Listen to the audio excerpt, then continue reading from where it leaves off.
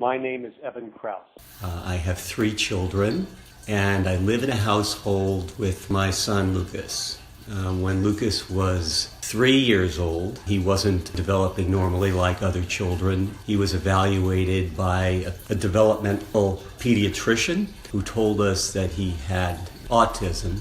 Lucas was not maturing and developing like other children at his age. Lucas was almost 2 years old. Everything was happening slower and happening differently for him. He didn't interact with other, boys and girls. He didn't understand communication. It's as if English was not his first language. At first, his mother and I thought he was deaf. We found out, though, that his hearing was normal, but his brain was not processing auditory information.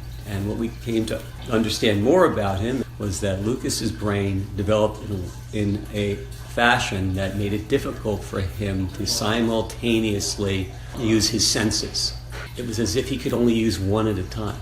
I had to stop trying to compare him to other guys and gals his age, try to listen and learn from him about what he was capable of doing and what he was wanting to do. I introduced him to swimming. He couldn't play team sports, but he liked individual sports. He likes Frisbee, things that you can do one-on-one. And that was probably the way that I learned to connect and be as close to him as possible. I don't attribute my bond with Lucas to his autism, but Lucas and I have had more time together. Having a son who has profound disability is a fork in the road.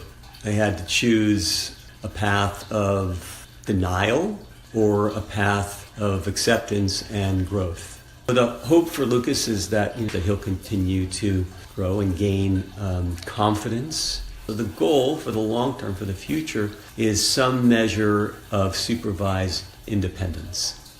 Again, it can be a positive or negative experience. I think that's a choice. Lucas taught me this little expression, everything is possible. It's just an attitude of embracing someone who is difficult. If you have an attitude that is a positive attitude, you may find yourself with a pathway out of it and living in greater harmony. He became my teacher, and I realized that people with differences, and all people may not be easily discernible at first, but everyone has something to teach us. The question is, are you open to learning? So I became much more open to learning from people, open-minded, open-hearted.